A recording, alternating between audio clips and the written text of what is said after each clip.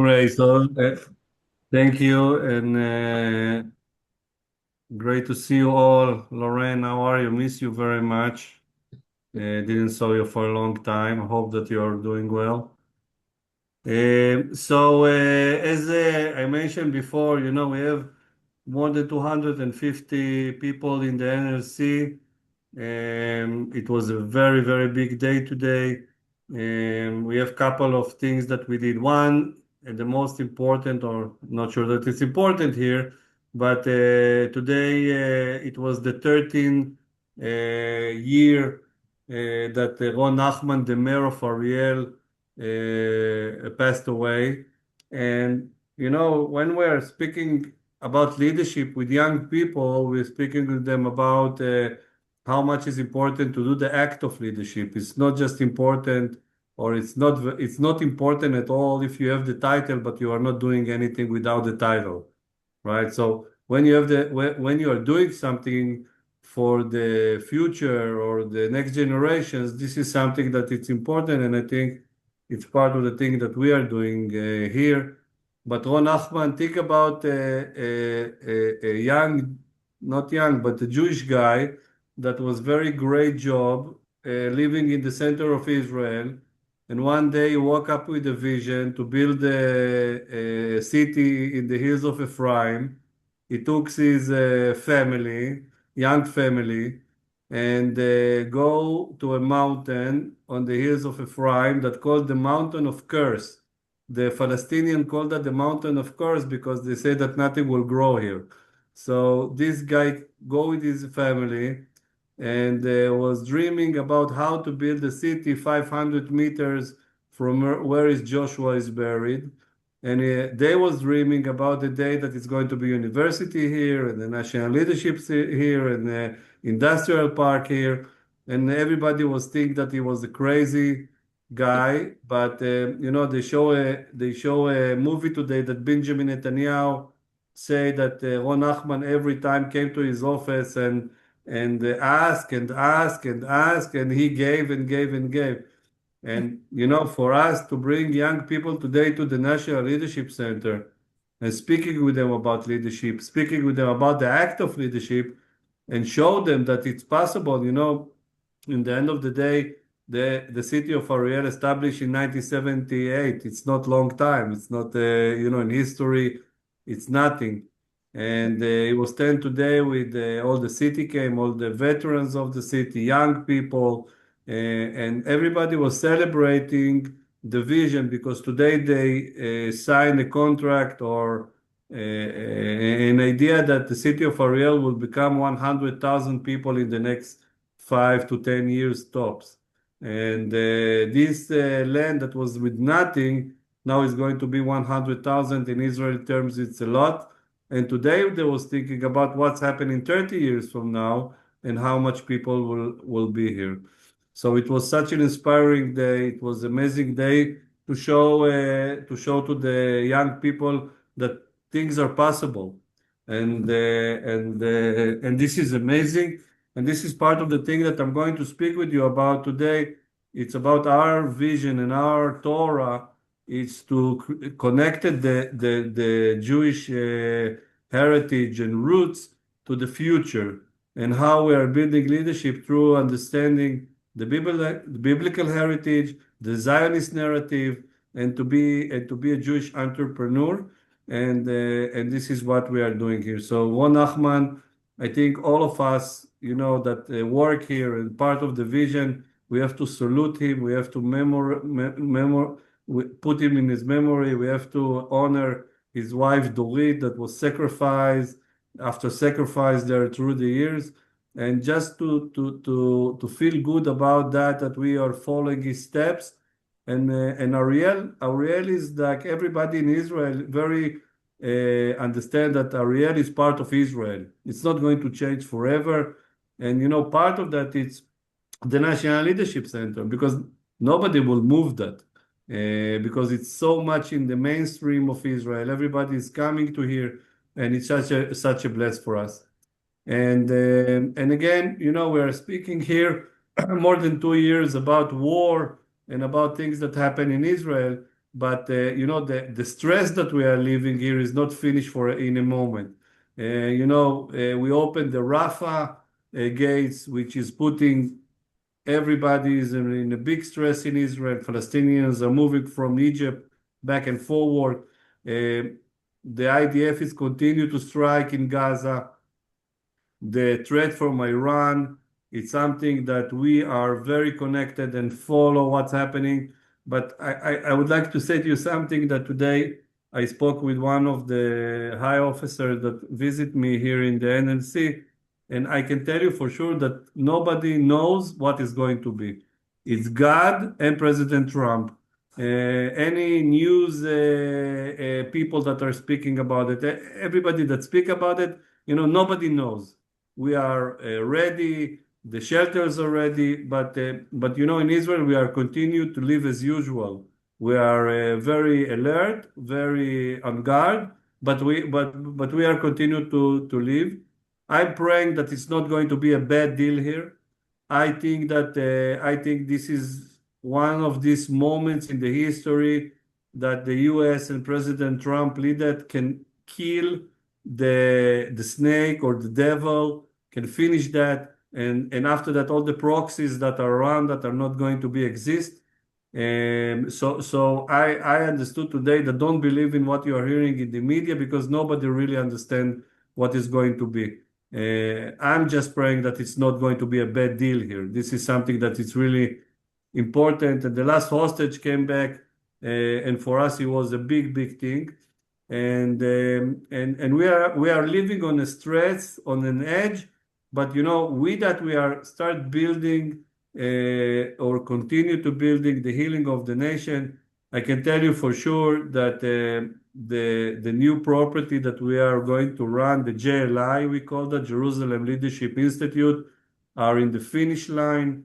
I hope that next week we are going to continue the construction. We have already groups that are coming. There is I think in the 1st of March, the first group are coming with soldiers that is going to be trained in the JLI, and I will report when it's going to be happened. And we are living under the smile of God. I really feel that with all the stress, the trouble, and it's a big trouble. My son Itamar released from the IDF in August, and now we get a reserve call to March. So for 2 months. So everybody is living under secure the borders and do that. But I think it's going to be okay. And I think when the Iran thing is going to finish, it's going to be very important for the future.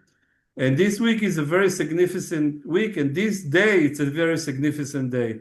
Today I'm going to speak with you a little bit in the portion that we have. It's called Beshalach, and this is the portion, the fourth portion of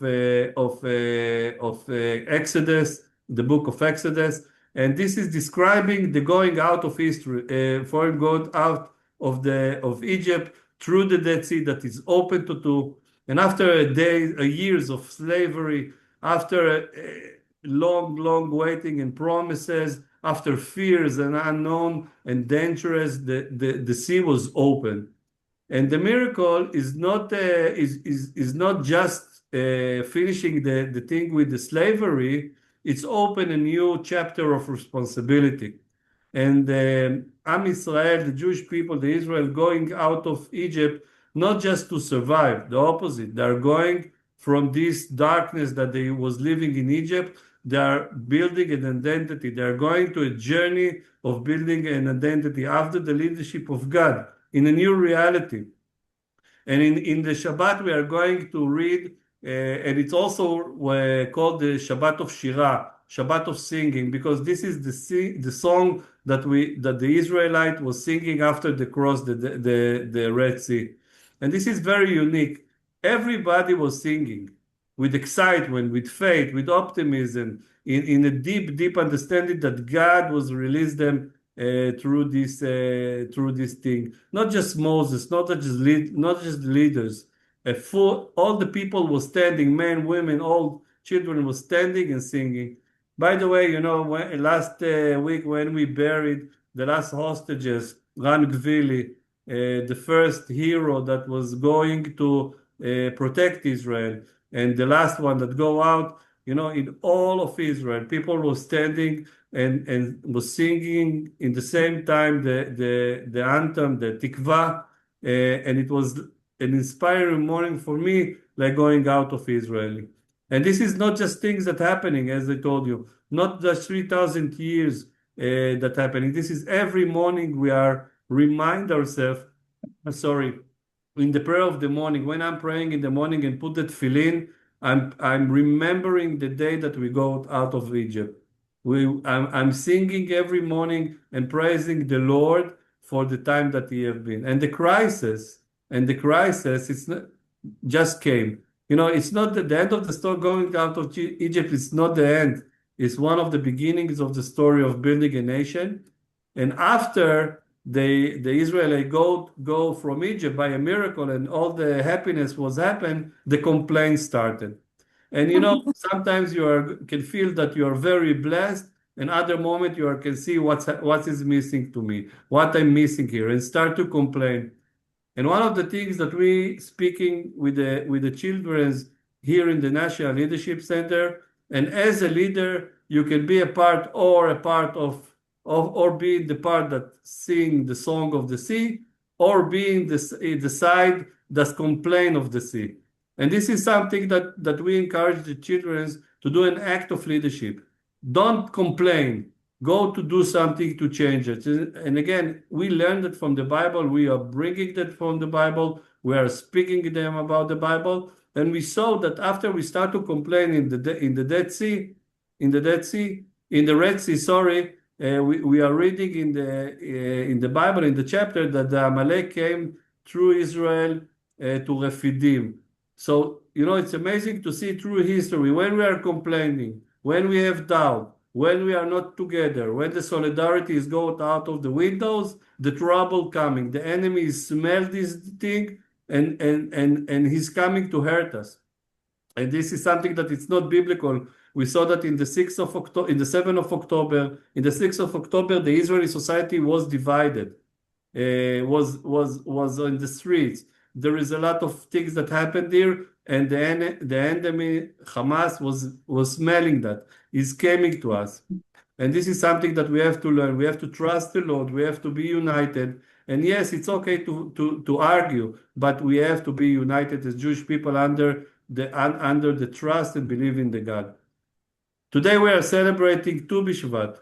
Tu B'Shvat it's a festival of the trees. It's not just about the fruits. It's not just about fruit, because fruits we are seeing, say, okay, let's enjoy the fruits.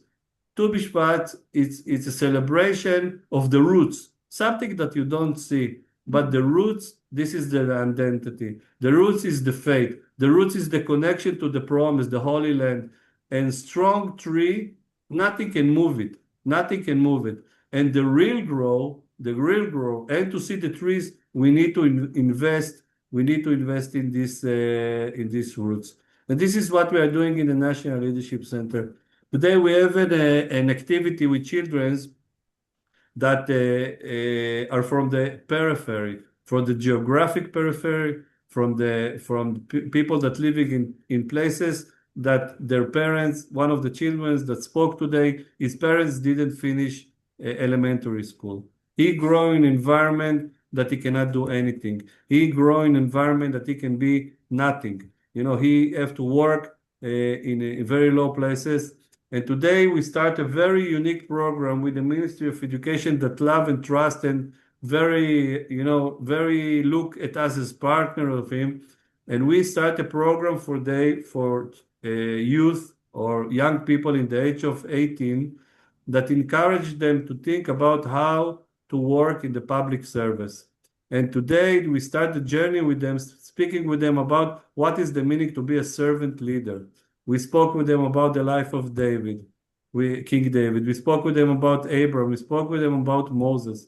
And one of the children, in the end of the day, said, I like to be Moses, the next Moses. I like to be the leader that grow from down. He didn't came from a rich family. He didn't learn in Yale or in Oxford, right? He was a guy that survived, and he was a guy, he was a leader that grew from there and bring us and to bring us to be a nation. One other guy said, "Wow, today I understood that I can help to young people in risk," and he is in risk, right? But he said, I can help them. I can help them grow. I will be the one that in the future I will make them better in their life. And this is the guys that just heard a little bit about that. We spoke with them a little bit about the life of King David, about the journey of Abraham. And these children are thinking after a day that they are strong and they can change the reality in Israel. You know, I told them today, I'm old. I just a guy that come to speak nicely, but the next generations that saw the 7th of October, and so people like you and me that was jumping from beds and go to protect Israel, these people that was giving donations, people that help the other people, and this is the people that will bring Israel in the future. This is why the enemy cannot do it. But I say to them, you have to connect to the roots and you have to do the act of leadership. And this is the connection between Tu B'Shvat. This is the connection between going out by a miracle. This is the connection by Ron Nachman that did the act of leadership. And every man and woman, young and old, that was today in the NLC, go out with the feeling that everything can possible. We are not going to live in the darkness. We are not going to live in a place that we are complaining. We are not in the complaining party. We are in the party that fix things. And the people that fix things have to be faith. Have to be faith in God, have to be faith in others. They have to love God and they have to love others. They have to serve others and have to serve God. Because, you know, to be a servant leader, this is something that you understand that your position is to serve. And these children understand today that every one of us can be a servant leader. We have to start it in our own houses, with our own family. You know, I approached this idea from someone and I said, I see myself, Eran Glazer, as a servant leader to my children. I think that my role, this is my place in work as a parent to serve them that they can grow better. And this guy said, how a parent can serve his children. I said, yes, this is what we're speaking about. I'm serving my wife, Levovit. I'm serving the children. I'm serving the people that coming to the NLC. And if I can serve others, for sure I'm servant of the Lord. And this is something that it's really important to understand. And young people, especially after the 7th of October, understand that. By the way, if you can look on my right, there is a young guy that his name is Dakota. And Dakota, I told you in the last conversation, Dakota, he came to volunteer in Israel and he's be with us, he's living in Ariel and support me and support the vision and the trainers and all the people that are there. And today, how many people came to him, I will not ask him, but from the mayor of Ariel, and that he met today and others, people ask him, why you come to serve? Why is the reason that a young guy in the age of 20 from Birmingham, Alabama, will come to the hills of Ephraim to serve? And I think that these questions are great because if you are see a model, if you see a role model, and if you are see this young man that is coming, you are seeing young men that volunteer here, you are seeing people that jumping to serve Israel, protect Israel, and willing to sacrifice their life by their heart, by emotions, by post trauma after that, and can be killed. This is the example that young people are looking and wants to be part. I think that we have to create together a party of activists, a party of people that come to change, not come to complain. And we are going to continue to sing the Bible songs. We are going to be in this side because it's not other way. We don't have any option, and the option to complain, it's not a possibility. An option to fix and change. This is what we're asking. This is what the Bible, this is what God commands us to be. He asked us to be activists. This is what Moses did. This is what Abraham did, test after test. This was Joshua. was doing, and I can continue until the morning. So I just want to finish by saying you that we are tired maybe, and maybe it's late at night, but I think that we are fired because when we are see the young childrens coming and how they are reacting and how they want to change the Israeli society, how they wants to do it, what we can else do. We have to hear and serve them in the best way that we can serve. So thank you very much for standing with us, praying with us and for us. The journey is going to be long. I was told, Dakota, the famous story, when my grandfather came from the Holocaust as a survival, and he have my father, he said to him, listen, we have been in these darkest places. I hope that you are not going to be there and you don't have to fight. And my father told me that he praying to God that I'm not going to be in my bar mitzvah. He said, I'm praying that you are not going to the army and not going to fight. And this is something that I told to my children in the bar mitzvah.